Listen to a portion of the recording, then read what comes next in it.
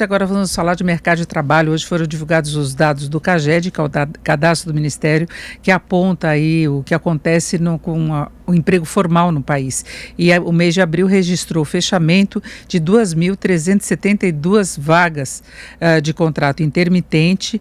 Houve uma piora geral do desemprego, houve admissão no período de 7.291 trabalhadores no mês, ao mesmo tempo que houve 9.666 demissões. Nós vamos falar sobre isso agora com Hélio Zilberstein, economista, professor da Faculdade de Economia e Administração da USP, especialista em relações do trabalho. Professor Hélio, como é que o senhor vê o comportamento do mercado de trabalho? Nós já tínhamos tido um saldo negativo no mês de março, agora em abril novamente um saldo negativo.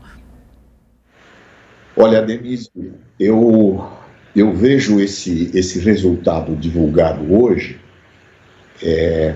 como muito ruim, mas ao mesmo tempo eu tenho certeza que ele poderia ter sido muito, muito, muito pior.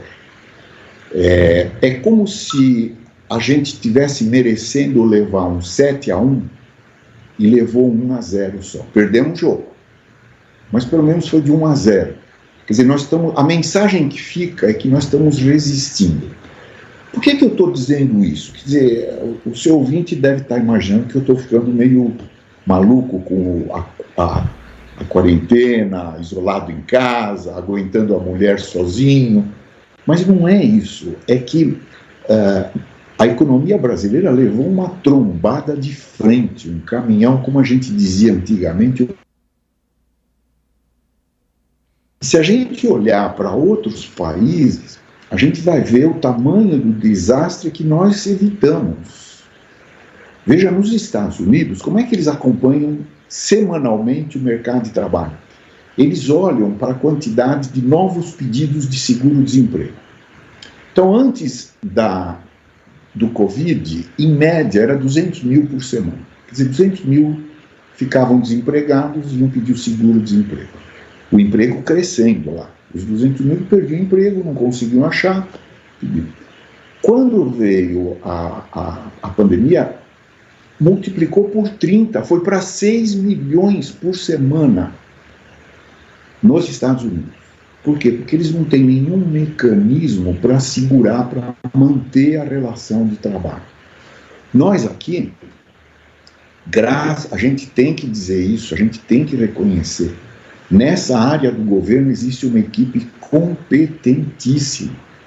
Eles bolaram a medida provisória 927, em seguida a medida provisória 931, e por causa disso, se a gente tiver tempo, a gente pode detalhar um pouco o que essas medidas estão fazendo. Nós estamos mantendo 8 milhões de empregos. Nós perdemos no primeiro quadrimestre 760 mil empregos. Em abril. Em abril nós perdemos 763 mil empregos. Mas a gente poderia ter perdido 9 milhões. Por isso que eu estou dizendo que nós não levamos 7-1, a gente levou 1-0. A gente está mantendo o emprego, Denise, é assim que a gente tem que olhar. Quer dizer, a gente estava muito preocupado com esse número do CAGED, e eu acho que a gente tem que respirar com alívio. Né? Professor, eu só quero colocar o saldo negativo. Antes eu tinha falado também de trabalho intermitente. O saldo negativo do mês de abril foi de 860.503 vagas, né? E é o pior resultado da toda a série histórica, isso dá 29 anos, né, de aferição. O governo tratou como um movimento atípico, de fato é atípico, é motivado pela pandemia. Agora, professor, além dessa possibilidade de flexibilização de contratos que segura, pelo menos por alguns meses, o emprego, a legislação trabalhista aqui no Brasil não segura um pouco as demissões, porque nós estamos vendo, inclusive, algumas ações trabalhistas aí por parte até do Ministério mesmo, da Justiça, com empresas que demitiram e não pagaram indenização. Então, no Brasil, demitir, como sempre se falou, custa caro. Não é? E isso não é um fator que também acaba inibindo, mesmo aquelas empresas que estão com dificuldade, porque nos Estados Unidos é um movimento muito simples, né? Essa demissão. São contratos, muitas vezes fechados por um ano, não é? E renovados depois, mas não tem aquele vínculo que exige depois uma indenização muito cara. Isso também não segura?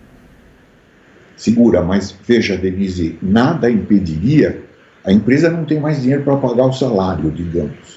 O que ela faz? Ela demite e vai discutir na justiça. É assim que nós fazemos aqui. Você tem razão. A gente tem uma legislação que segura um pouco, mas o que nós fizemos foi reforçar essa legislação. E é importante a gente dizer que são empregos que estão mantidos, eles ainda, os vínculos estão mantidos. Mesmo a suspensão do contrato de trabalho, ela é uma suspensão do contrato de trabalho. Ela vai vigorar por 2 meses, o trabalhador volta ao trabalho, a empresa não pode demitir durante esses 2 meses e durante os próximos 2 meses. Quando é redução de jornada com salário, vale por 3 meses. Então, veja, essas medidas que foram tomadas rapidamente, elas surtiram efeito, elas deram um alívio para a empresa, ela não precisa demitir, e deram uma segurança para o trabalhador. Eu acho que a gente precisa dizer mais uma coisa, Denise. Os trabalhadores cujo contrato está suspenso, ou cuja jornada e salário foi reduzida, eles estão tendo, além da garantia do emprego, eles estão tendo uma compensação para manter a renda, para quem ganha até 3 salários mínimos. Talvez o seu ouvinte vá se surpreender, mas eu fiz as contas. Existem casos de trabalhadores que tiveram um aumento na renda com essas medidas. Parece engraçado dizer isso. O que eu quero dizer é que essa compensação, esse adicional que o governo está pagando diretamente na conta do trabalhador, para compensar a redução do salário dele, ela não tem desconto nenhum. Então veja, Denise, um trabalhador que ganhasse um salário mínimo e teve contrato de trabalho suspenso, ele passou a ganhar o equivalente ao seguro-desemprego, que é um salário mínimo. Só que antes tinha um desconto de 7,5% para o INSS, e agora vem sem desconto nenhum. Então esse trabalhador teve um aumento de 8% na renda. Parece engraçado dizer isso, mas a verdade é que o governo conseguiu com essas medidas, olha, Denise, veja o tamanho do número. Nós estamos mantendo 8 milhões de emprego, a gente perdeu 700 mil, 2% do emprego formal. Mas a gente manteve 8 milhões e 300 mil. Isso é 25%. Isso é 25% do setor formal seletista. Nós mantivemos 1/4 dos empregos seletistas. E mais ainda, Denise, com esse aporte de complemento de salário e na suspensão e na redução de jornada, e mais o auxílio de emergência de R$600, o governo está aportando todos os meses o equivalente a 40% da renda dos trabalhadores, do setor privado.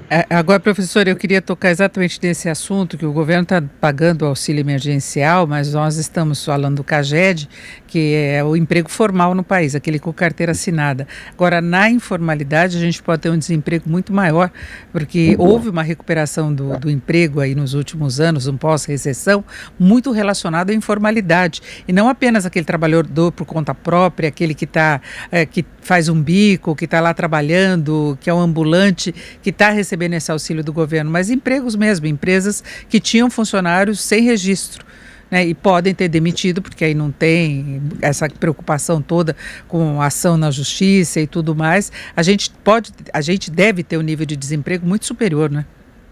Exatamente. Isso já apareceu na última PNAD, se você lembrar, Denise. A gente até tinha mostrado.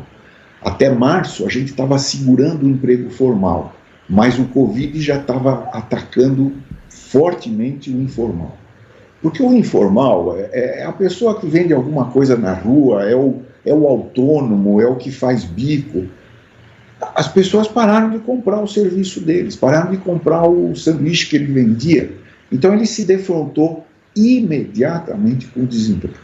Então o Covid bateu em cheio nesse pessoal. Agora o pessoal que tem carteira bateu também, mas ele está mais protegido. Mas o que eu quero dizer é que com o aporte dos R$ 600 e mais esse complemento de renda para quem tem carteira, o governo está mantendo 40% da renda de todos os trabalhadores, formais e informais. Então, nós estamos resistindo. É como se a gente tivesse um ferrolho, uma defesa fechada e está perdendo de 1-0 só. Quanto tempo a gente vai resistir?